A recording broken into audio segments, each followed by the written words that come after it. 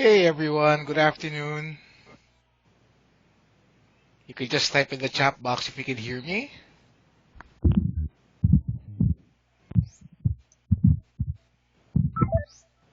Ugh. Oh, sige.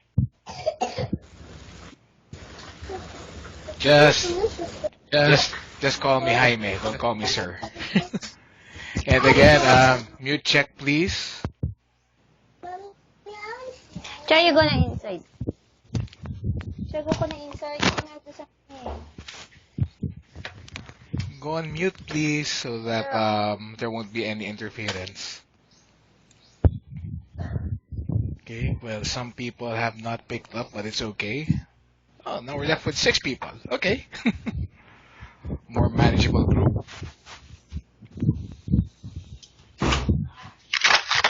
I can still hear background noise. Please go on mute. Jenny, can you go on mute, please? And DYY. I'm already mute. Not yet. I can still hear you.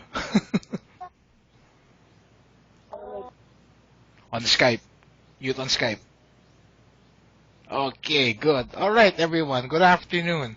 My name is Jaime de los Reyes.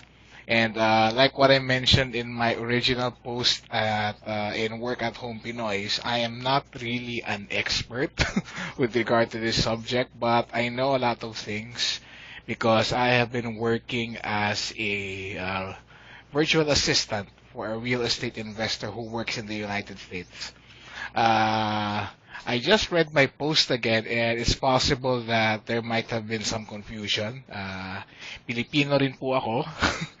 Actually, to be specific, Ilonggo or Negrense. I live here in Negros Occidental.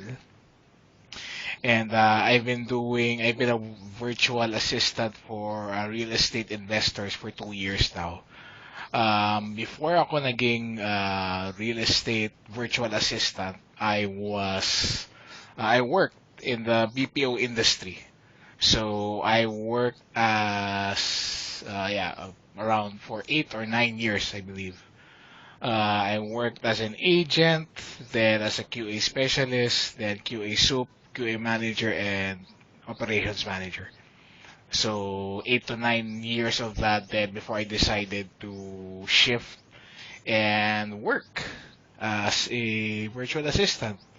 My reason to spend more time with my family. Siyempre kapag nasa call center ka, um, fact of the matter is it's tough to balance your schedule, especially when you're already on the management level and stuff. So, mas maganda kung yun, na dire-diretso na lang yung pagtatrabaho sa VA para mas maraming time to spend with family. Okay? And so, yeah, basically, like what I mentioned, I'll just be basing our topics on what questions or the questions that I've seen here on the Facebook thread that I posted on Workout Home Pinoy's, and any questions that you might have here now. So first off, let's just define what's a virtual assistant. So basically, a virtual assistant is a person who is working for a client remotely. So you'll be at home and you can, I mean, there's no office attire, obviously, because your client can see what you're doing. And you're doing tasks for that client, whether it may be admin tasks or, well, if it's not admin tasks, you can also do calling for the client. So basically, for me, what I do for my client is I do cold calls. I call what we call leads or people who might be interested in acquiring our services. Then I try to see if there will be a perfect fit for my client. And once they're a perfect fit for my client will be the one to meet up with them and do a transaction. Um, what else? Yeah, I do admin stuff as well. I reply to certain emails. I even reply to text messages, handle inbound calls as well. And yeah, basically that's it. So that's being a virtual. That's what it entails when you become a virtual assistant. So you can be, I mean, being a virtual assistant, you have a choice of being either a freelancer, meaning marami kang client na pwedeng kunin. So, for example, let's say you're a virtual assistant and your focus would be on data entry. So you can do it on a per project basis where you are taking projects from multiple clients. You're taking care of their data entry needs. And you and your client of course need to come up with terms. You need to find out how much you're going to be paid. Would it be per hour? Would it be per project? How your terms of employment? Will you have a contract or not? So it's really up to you. You're going to have to talk to your client about that. What else? There are other virtual assistants who, outside from data entry, you could also move into, I guess there's also web design. So you design a web page for a client, then there are multiple revisions and stuff. There's also, because for whom I work for, it's a real estate investor, and that's different from a real estate agent. Because an investor uh, would buy properties at a discounted price. Then we would sell the property for a profit, while a real estate agent would try to get the listing or would try to get the buyer or the seller to the buyer to buy a piece of property or for the seller to ask the assistant of the agent to sell their property through him. Okay, so there really marami talagang iba-ibang focus yung pagiging virtual assistant. So depende na sa yun din yung isang advice na binigay ko when there was someone who was sending me a private message in Facebook. I mentioned that it depends on what niche you want to start on or how you want to start on being a virtual assistant. Would you want to dwell into data entry? So that would mean na dapat medyo magaling ka sa Excel. Kasi kung gusto mo makarami ng jobs, dapat mabilisan ka magano sa Excel. Alam mo yung may mga ibang mga shortcuts and mga formulas. Magaling ka ba sa soft skills or over the phone? So I mean, not saying na magaling ako, pero mas capable ako in doing that over other tasks because I don't know how to design a web page. I don't know how to do other stuff over the internet, but I do know some techie stuff that would allow me to use resources in order for me to I'd use technology to contact people in order for them, in order for me to see if they're willing to sell their yung property nila sa amin. So dun, kung ika nga, work on your strength. Kung saan yung strength mo, dun ka mag-focus. Tapos malamang dun ka mas magiging successful as being a VA. Join group call, guys. Okay, thanks, Ands. Right. So that's my intro for being a virtual assistant. Does anyone have any particular questions that they'd want to ask?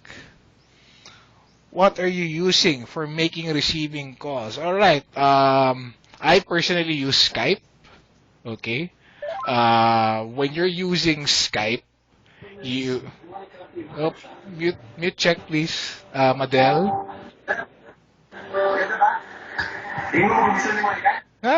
I could hear the TV. Okay, thank you.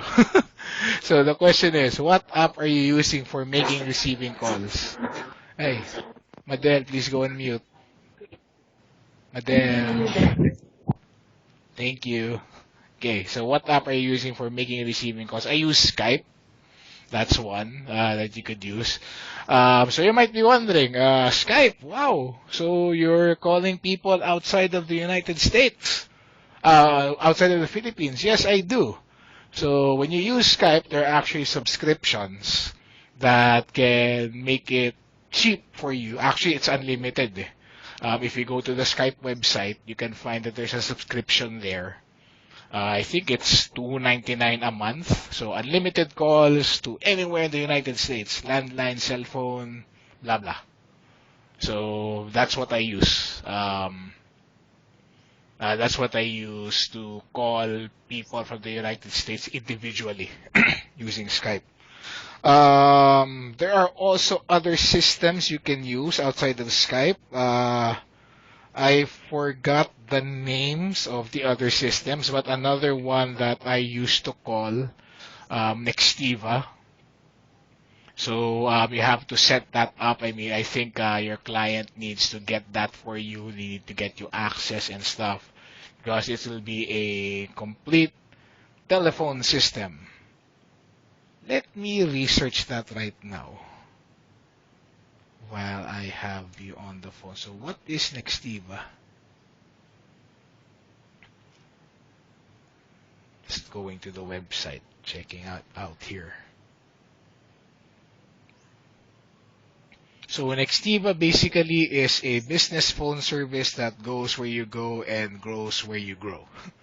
So clear communication, seamless mobility, and amazing service. That's what they say. So you add people and you pay a fixed monthly cost. So I mean, it's basically a telephone system that you're using. There are other phone systems that you can use so that you could make calls to the United States, but the ones that I'm very familiar with are Skype and Nextiva.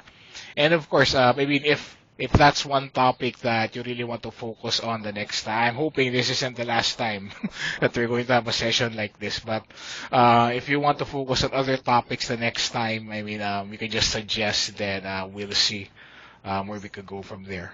Okay? But that's what I know, Skype and Nextiva. The next question, yes, Google Hangout. That will do as well. I think I mean, if your client has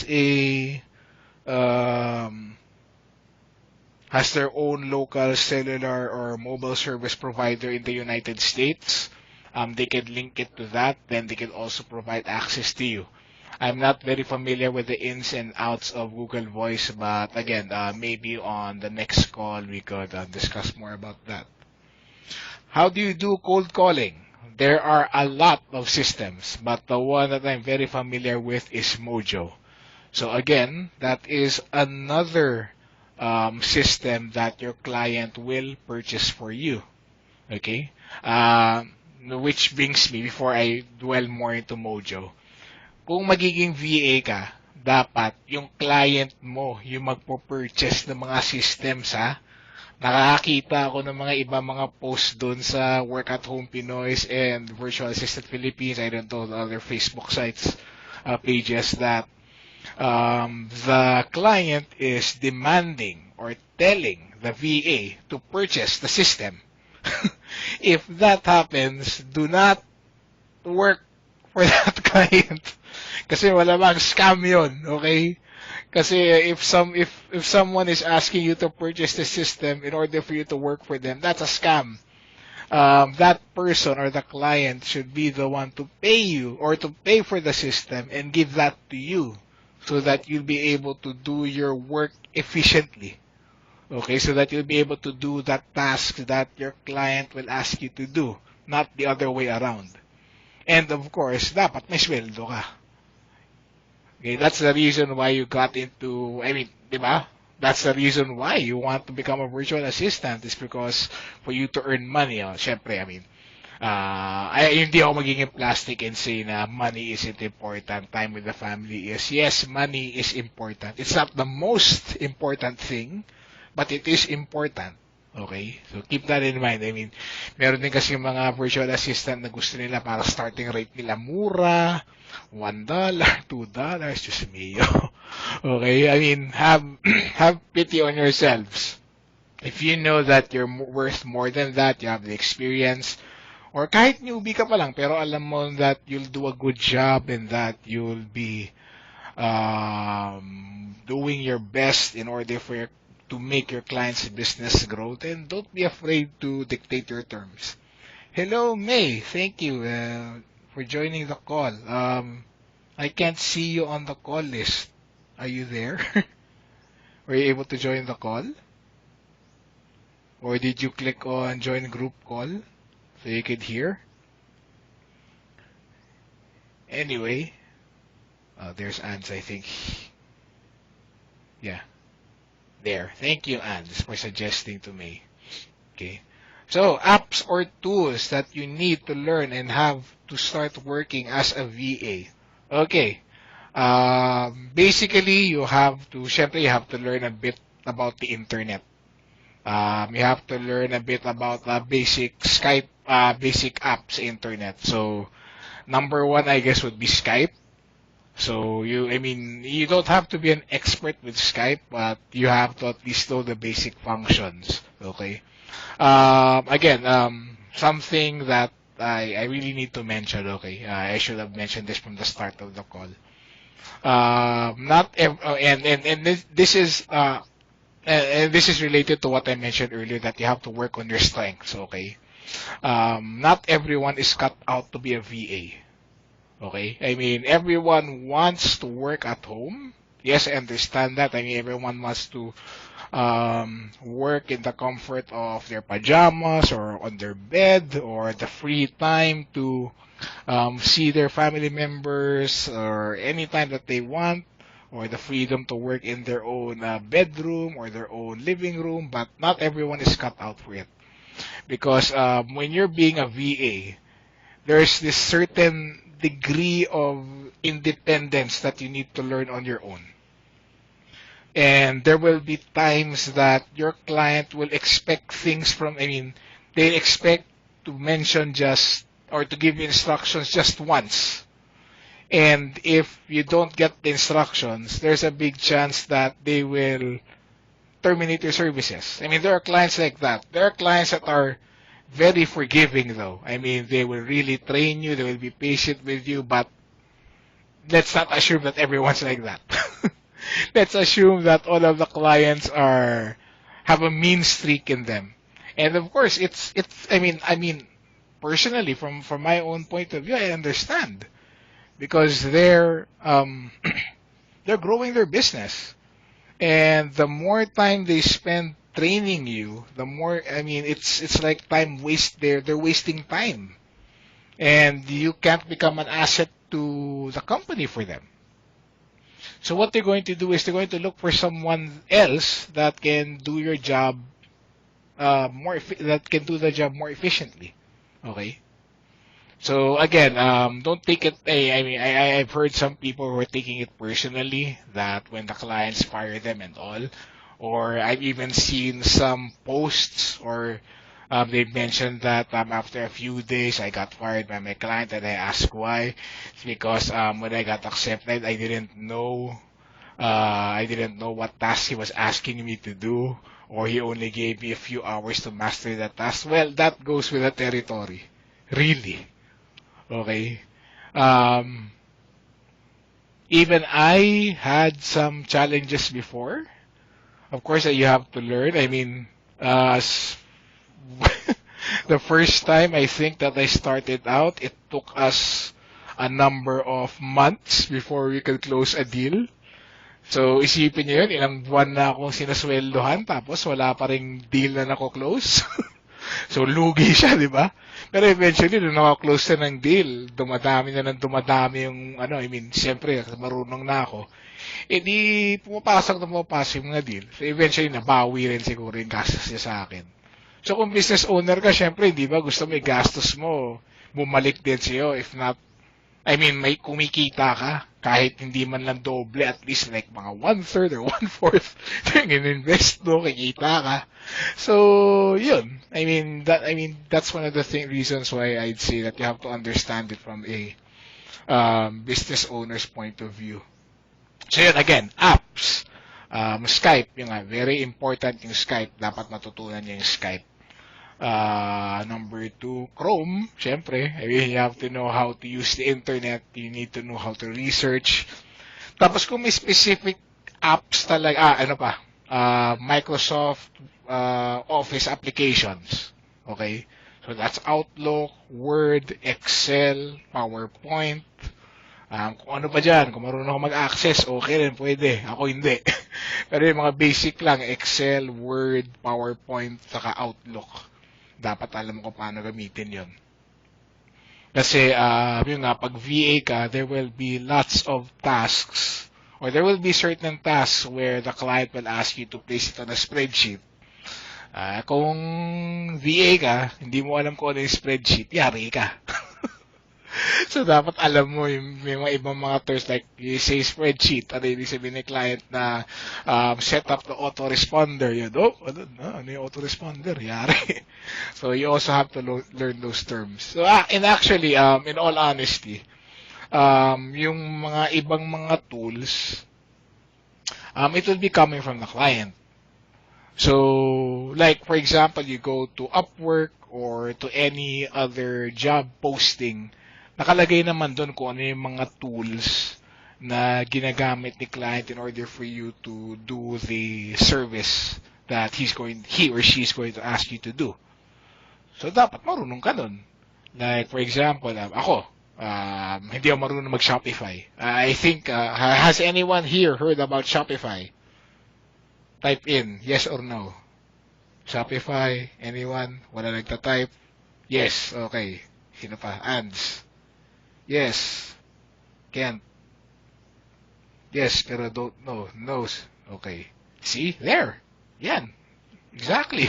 Ako rin. Hindi ko, actually, I've heard about it before. I know that I think, I think it's an app or a web-based something that you use where people can shop.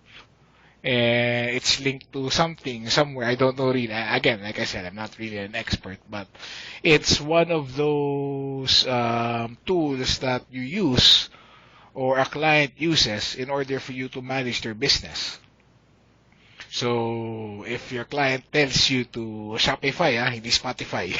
So, if a client asks you if you know Shopify, I mean, before you apply for a job and it says that must have experience with Shopify, make sure that you have experience with Shopify.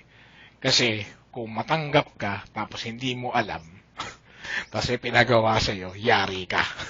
As in, yari ka talaga. Pero most of the clients, I mean, if you're a virtual assistant, you will be basically using ano nga ba yung, a CRM.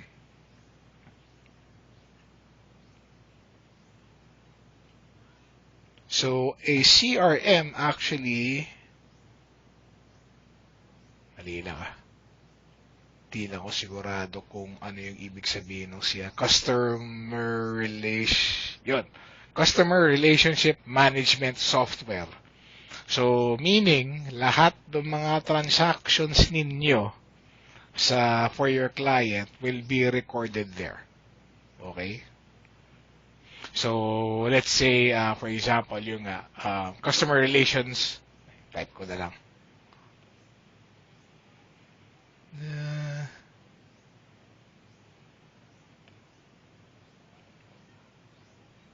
Yun. Customer Relationship Management or CRM software. Yan yung ginagamit niya para ma-record yung mga transactions na makakatulong sa business mo manage ng mga business processes ninyo. So, lahat ng mga transaction nyo, dyan pumapasok. So, makikita ni client lahat ng mga nangyayari sa business niya through there. And there are some free CRMs floating around, and there are some CRMs na may bayad din. I mean, siguro para sa mga investors, yung pinaka-famous is Podio. Yan, at yan din yung ginagamit ko. There are videos, and this goes for any of the applications or tools. Okay. Advice ko really is if you really want to learn about the other applications and tools na ginagamit ng isang VA, you can always go to you could always go to YouTube. Sa Podio, madami. May tutorial doon sa Podio eh. Nextiva, I think may tutorial din doon. Tapos, I think for Shopify, meron din yata. So you can also use that as a resource for you to research on what tools or applications you need to learn before you start on being a VA. Inom muna tubig Haba na pala ng kwento natin. 25 minutes na. Di ko na malayan. Si Liwayway yata may question.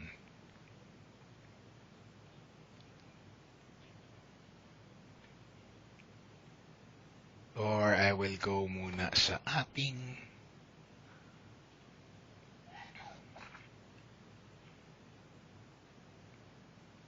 punta muna tayo dito sa question. Meron pa ba ibang questions?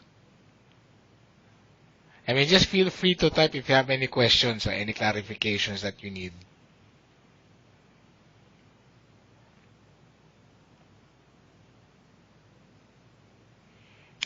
Let's move sa Facebook. Tingnan natin yung ibang mga questions dito. Yung basic tools, sasagot ko na. Module. Wala pa akong ginagawang module. Yun, medyo mabigat yun kung module will take lots of time. So, as I go na lang, siguro. Siguro maybe. Siyempre, I'm also balancing between work and, this thing, helping other people out. And, of course, meron din akong personal time. Okay. Noted. Need to learn po muna yun sa Podio. Yeah. So I could probably come up with a list of CRMs and probably post it to sa Facebook group for you to, things that you can research on. And let me just take note of that. Here, calling software and CRMs. Sige. Lalagay ako ng mga famous na mga... You're welcome. Hi, me lang po. Pwede rin James, pero wala nang sir. Salamat. Ano pa ba?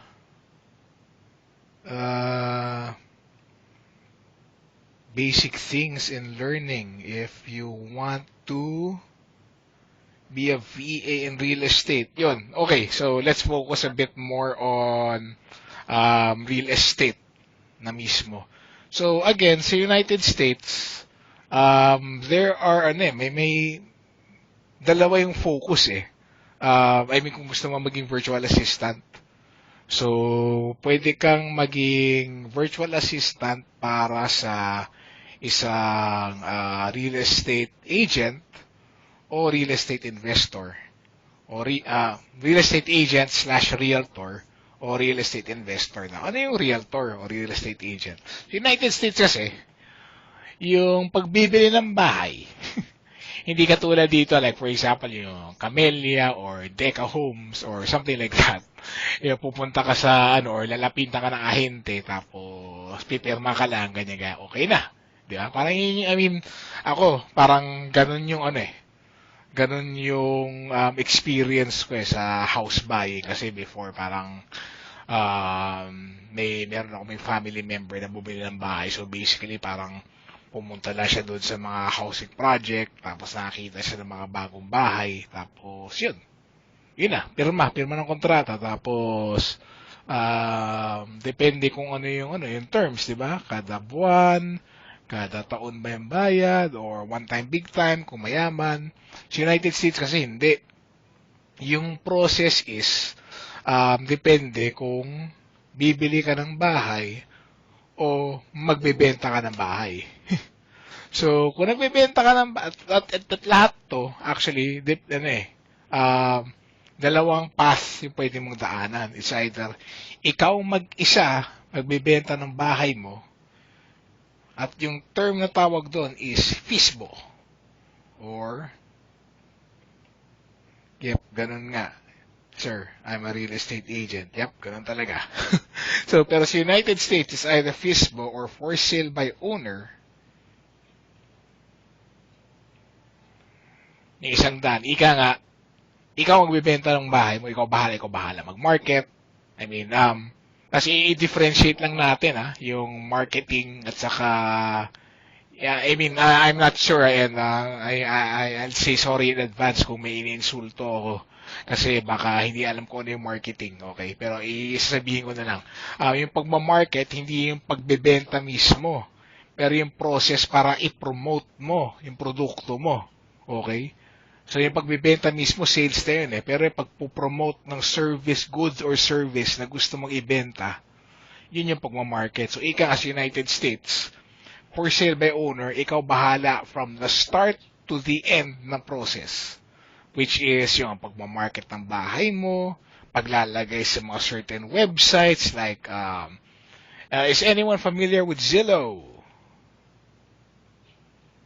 Has anyone heard Zillow or Trulia? Na mga websites. Yes, no, okay. Thank you for the honesty yan. Okay, kasi ginagawa ng usually sa United States, everything is done basically almost online na dun. Before, yung ginagawa nila, naglalagay sila ng mga, nagpares na siguro dito, naglalagay sila ng mga for sale, for rent, sa harapan ng bahay. So, doon nila nilalagay, doon nila pinopromote o minamarket na yung kanilang bahay is for sale. So, it's either still, I think they still do that now. Pero, because of the advances in technology, they can also do that through the internet. So, they go to websites, if you go to Zillow.com or Trulia.com, so, you'll see there, dali lang. Kasi, if you go to, if you have access to the internet right now, if you go to Zillow.com or Trulia.com, you will see that it's a website where you can buy or sell your house. Okay, so, bali mangyayari is you'll decide, saan bang state gusto ko? Let's say, gusto ko sa Virginia. Tapos, anong city ba gusto ko? Gusto ko sa, for example, ano na lang, para madali. I want to buy a house sa City of New York, sa State of New York, the City of New York. So, yun. Punta ka dun. Makikita mo dun. Yun. Kung ano yung mga available na bahay. Yung iba dun, binibenta for sale by owner. So, meaning sila mismo yung nagbebenta on their end. Meron man nagbebenta para sa kanila, which are agents or real estate agents. Okay? So, these real estate agents are paid once mabenta na yung bahay. I mean, kung selling ka, seller side na real estate agent, once na makabili ka na ng bahay, binabayaran mo sila. I mean, there's a certain fee that you're paying them para maghanap ng bahay na gusto mong bilhin. So, how much the fee is, it would depend. Pero usually, and this is the part na gustong-gusto ng mga VA, kasi once na makabenta si selling agent ng property, tapos binayaran siya ng kliyente niya, kayo, may bonus din. So, yun yung isa sa mga reasons kung bakit gustong-gusto ng mga na dapat may mga deals kayo na mako-close. Kasi outside of the fact na may steady kayong sweldo, usually may bonus din yan on top of kung ano man yung sweldo mo, depending on the transaction. So, syempre, the more transactions, the more bonuses. I mean, the more transactions close, the more bonuses. So, syempre, the more transactions close din, the more chances na mas masusustain ng kliyente mo yung services mo o ikaw masasweldohan kanya consistently. So, I mean, that's the reason why that they have you. And that's the reason why you should always do well sa job mo. Kasi kung lackluster or kung kulang yung effort mo, syempre, hindi kaya masasweldohan. Dahil nga hindi naman kumikita yung business niya. Worse is, Okay lang kung di ka masweldoan eh. Pero the worst, I mean, kung madelay yung sweldo mo, I mean, best case scenario na yun. Worst is kung i-terminate ka niya. Kailangan mo maghanap ulit ng ibang client. Di ba? Dahil walang kita. Pero usually, and again, advice to, especially if you're freelancing, kung sa Upwork ka, may contract naman. Pero kung individual contractor, dapat may kontrata kayo ng client mo. So, dapat kahit may digital contracts naman na yun eh. So, you should be able to have signed that contract digitally. Tapos may kopya din siya. Para alam mo kung ano yung basis. For example, kita mo sweldo mo, kulang. O ba't kulang to? Ganyan. Pero usapan natin, dapat ganito yung rate ko per hour. So, yun. Seller side yun. Seller side. Buyer side, ganun din. So, if you plan to sell your property, tas may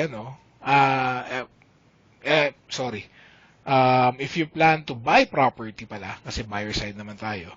So, kung nakita ni agent ang isang bahay na gusto mo, tapos bibili mo yung property na yan, ganun pa din. I mean, babayaran mo siya para sa service niya. Kasi nga siya nakita ng bahay niya para sa iyo. At malamang, kung ano man yung transactions in between, siya na bahala doon. Like, for example, paghahagal ng presyo, o paghahanap for example, sabihin mo sa kanya na, gusto ko, yung specifications ng bahay. Ganun kasi sa United States eh. Hindi katulad dito na okay, ito yung bahay. Parang ganito, ganyan, dalawang floor, dalawang palapag. Tapos yung normal para sa Pilipinas, diba? Usually, yung normal, parang isang CR, isang master bedroom, may guest room, kitchen, sala set, living room, ganun. Doon hindi eh. Sinasabi talaga parang ilang bedroom available. Usually, syempre, isang kitchen. Ilang bathroom, yun. Normal sa United States, normally, sa pagkakaalam ko, hindi lang isa yung bathroom sa isang bahay. Madami usually, mga 2 or more. Tapos, dinidefine pa nila yan. You won't say na yung isang bahay is one full bathroom. May tinatawag pa silang half a bathroom. Ano yung half a bathroom? Para ibig sabihin nun, hindi siya parang walang shower, parang ganun. Hindi ako sure actually. Pero yung may 1/2 bathroom, 3/4 bathroom. Pwede ma-research sa internet yan kung gusto yung malaman ko the specifications. Pero ganun. So yun, when you buy, you specify that to the agent. Tapos siya na maghahanap para sa iyo. Kasi kung makita niya yung bahay, tapos makikipag-aregluhan pa yan sa seller's agent din. So silang dalawa, mag-uusap yan sila. Parang, ito yung gusto naming presyo. Siyempre ikaw, yung buyer's agent, mag-aano din yan. Parang, gusto ko, ganitong presyo lang. So may negotiation pa in between. So, yun yung reason kung bakit yung mga home buyers and home sellers sa United States, they often get the services of an agent. Kasi nga, they don't want to get the headache of doing that. Kasi mahabang process yan. As in, super habang process. So, para iwas sakit ulo, they'll just get an agent tapos magbabayad na siya ng commission. Tapos yun yung mga reason kung bakit yung mga it's a thriving business sa United States. Kasi nga, yung mga agent, nag-aagawan sila, siyempre, sa mga taong na magbibigay ng listing sa kanila. So, pag sinabi nating listing,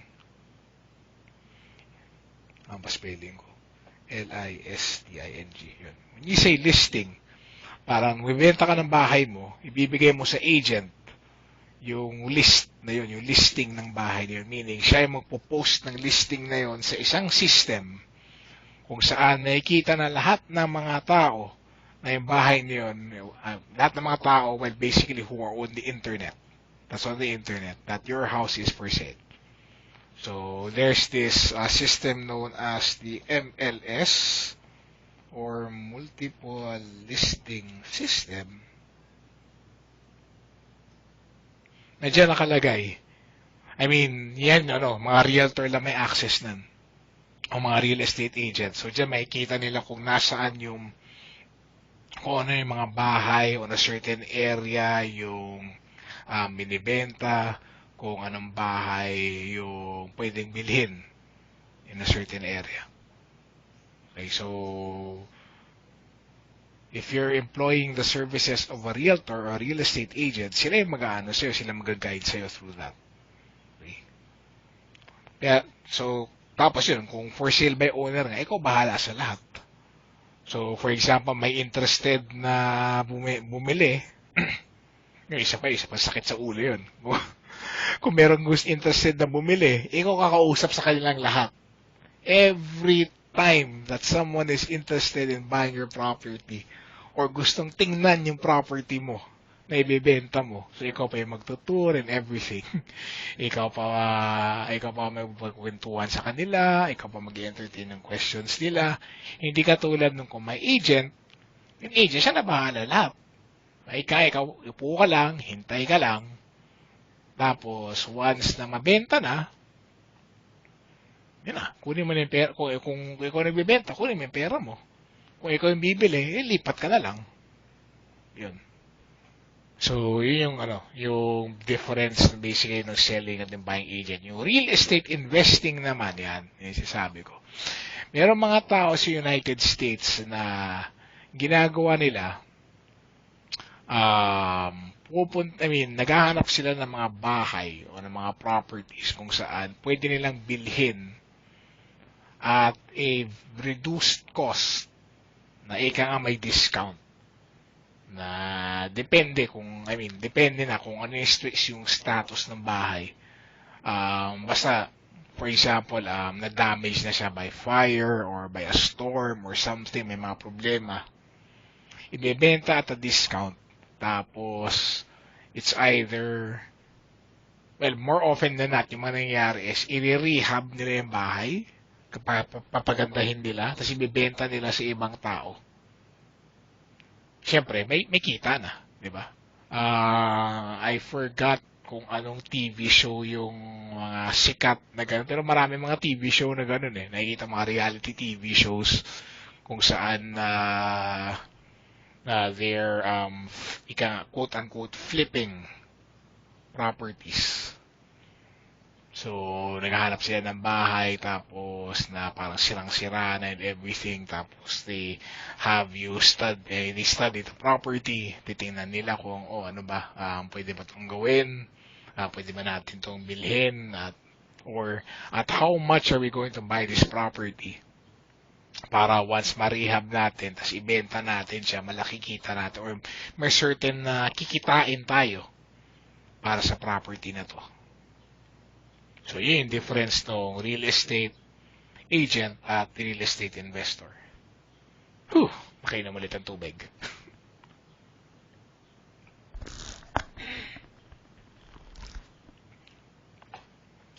May questions pa na gustong itanong or bibase lang muna ako dito ulit sa Facebook?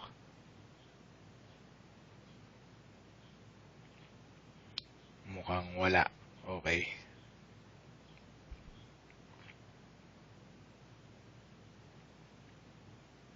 Let's see. Can you share po some tips on how to do listings sa real estate?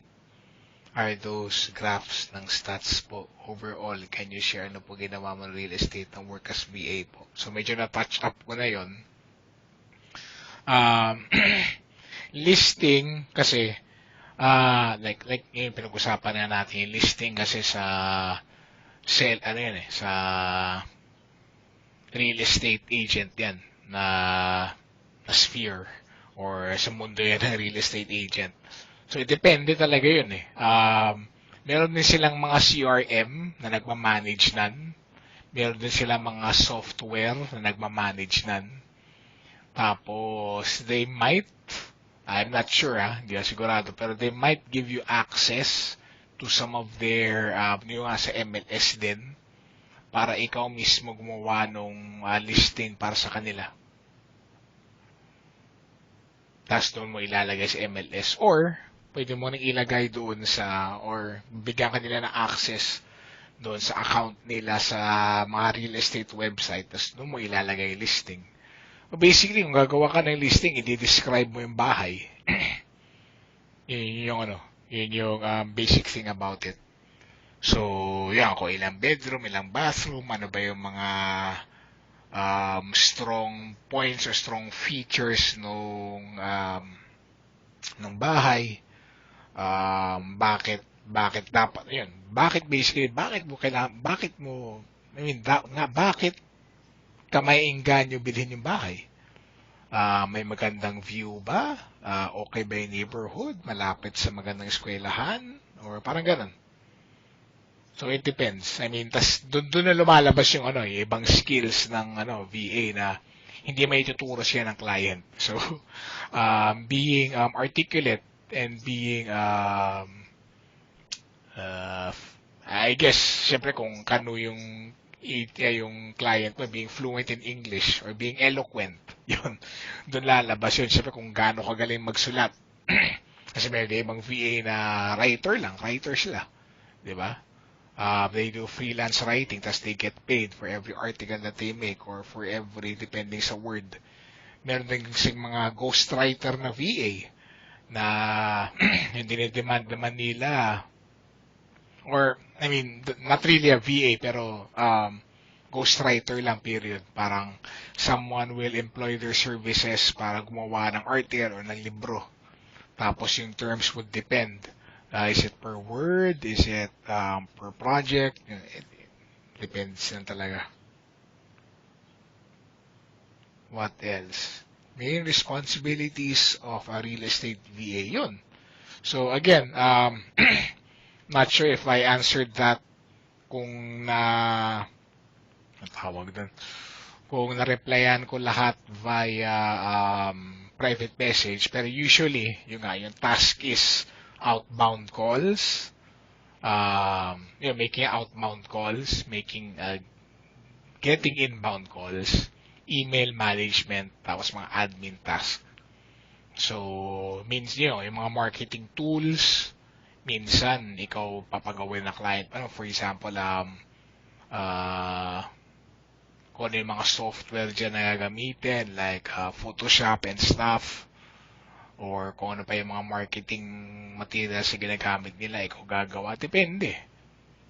And overall, in the grand scheme of things, kung virtual assistant ka, it really depends on your client, kung anong gusto ng client mo. You really can't say na yung clients sa virtual assistant world are all the same, because they can demand, or they can demand different things from you. So ang advice ko lang talaga is read the job description. If you don't know what the job if you don't know how to do the tasks, I suggest that you study those tasks first. Again, plug na rin to para kay Jason. Yung mga free courses niya, I highly advise that you take them. Tapos, I haven't seen yung mga paid courses niya, pero, kung kaya nyo, buy those paid courses. Because if you really want to make it big, there are two ways that you can make it big sa being a virtual assistant. One way is you pay for your own education. So, yung kay Jason, or you can also do it for free. Pero yung usually yung mga libre, kulang-kulang yan para hindi kumpleto yung mga resources na binibigay nila. So I suggest na you also invest in yourself para may mga tao din na mag-invest sa'yo. Para may mga tao na mag-employ ng services mo.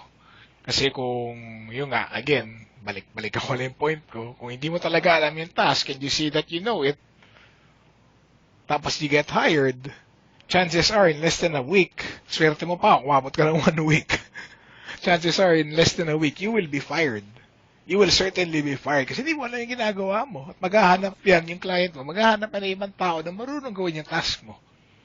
And of course, you'd have to understand, it's not just you wanting to get money, but your client hired you for a reason as well.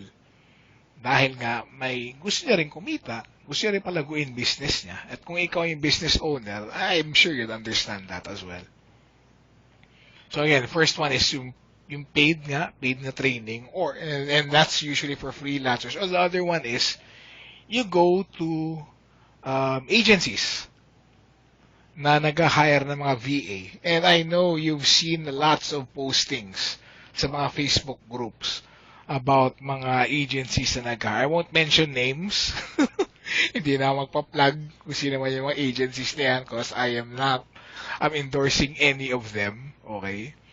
Pero yun. And some of them, of course, I mean, if they feel that you can be trained, they will hire you, they will pay you for that, they will pay you sa training, and they will look for a client for you. Okay, wala ka nang problemahin. Pero yun lang nga, no work, no pay. So habang wala silang client para sa'yo, wala kang bayad. And you can't do anything about it. Meron din kasi ibang mga agencies na kung wala kang client, and at sila yung agency mo, you can't look for clients anywhere. I mean, you can't look for a job basically anywhere. Ika nga, nakatingga ka lang dyan, hintay ka lang dyan talaga until bigyan ka nila ng client. And, isa pa doon, yung client na yun, hindi pa yun 100% na ikaw kukunin. Kasi that client will select from a pool of people who will, who he or she feels that he can best work with. So, may advantage and disadvantage yan yung working with an agency. So, minsan, I mean, siguro advantage na rin siguro is yung ibang mga agencies may mga perks. I'm not sure kung ano yung mga perks ng iba, pero yung iba siguro may 13th month, siguro may client bonuses, siguro may Medicare, healthcare, gano'n. Depende.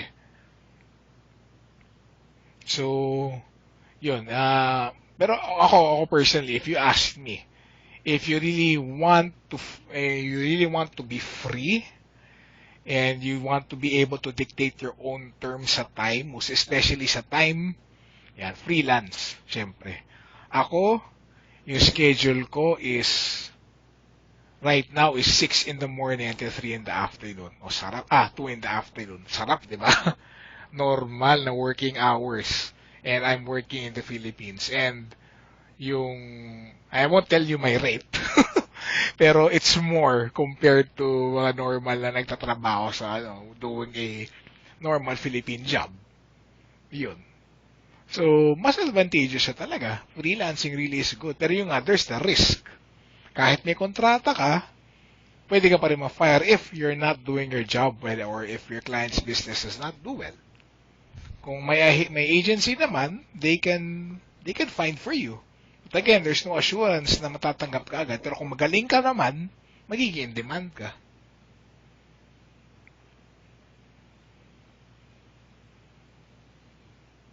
So, tell us a range of your rate.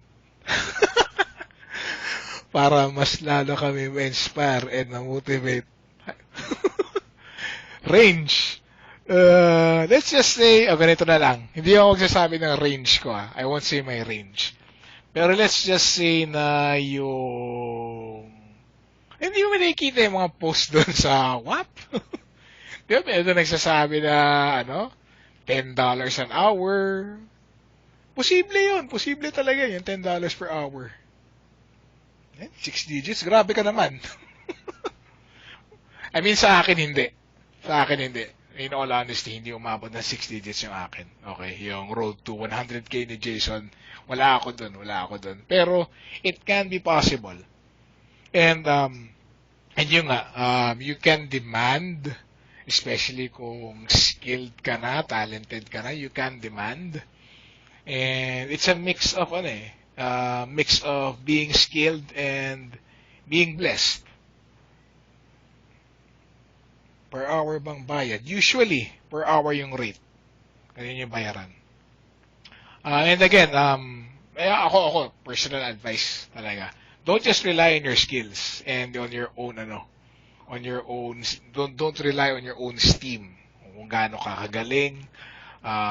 Wala rin yun eh. I mean, personally, even if you do all your best and, you're connected to the right people already, if you're not asking for, I mean, if you're not ask, ito talaga, if you're not asking for God's grace and you're not asking for His help, may bless yung ginagawa mo, it won't happen. Believe me. It really won't happen. If your focus really is just totally on money, it won't happen. It has to be something more than that. Okay? Like ako, I mean, I'm not saying that I'm all holy and stuff, and I'm not saying again like what I said, money is not the important thing. I mean, it's an important thing, but it's not the only thing. Okay? I wanted to work at home because I wanted to build my relationship with my family. I wanted to spend more time with my kids. And yun, gusto ko na maka-earn enough para in the future, hindi ako mahirapan sa retirement ko and stuff. Plus, yun nga, I worked in a call center before and lagi ako night shift. So, for 8 or 9 years yun. And no matter what people say, para sa akin, I mean, if you work in a call center, night shift ka, it will eventually have a detrimental effect on your body. Kahit gaano ka pa kabat or gaano ka pa ka-healthy, the fact is, and although even some doctors would say na okay lang kasi nga as long as you're getting 8 hours of sleep a day, pero sa akin iba pa rin eh.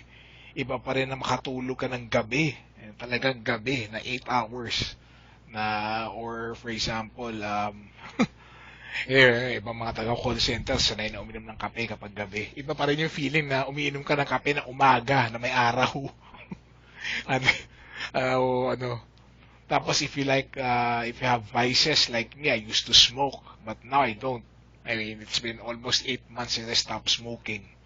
It's easier for you to become healthy if you're not in the night shift. Tapos yun, of course, syempre, of course, and most importantly, of course, tulong din ni God sa akin yun. I mean, into getting into something like this. Being able to work at home, being able to find a good client, being able to become more healthier and spending more time with my family. And on that note, yun, almost 58 minutes. Ay, hindi ako magpaniwala na ganun kahaba ako yung ganito ako katagal makipagkwentuhan sa inyo. And I take this much time. I will have to end the session na. I mean, if you have any more questions or any clarifications, you can always type doon sa Facebook page. Or you can,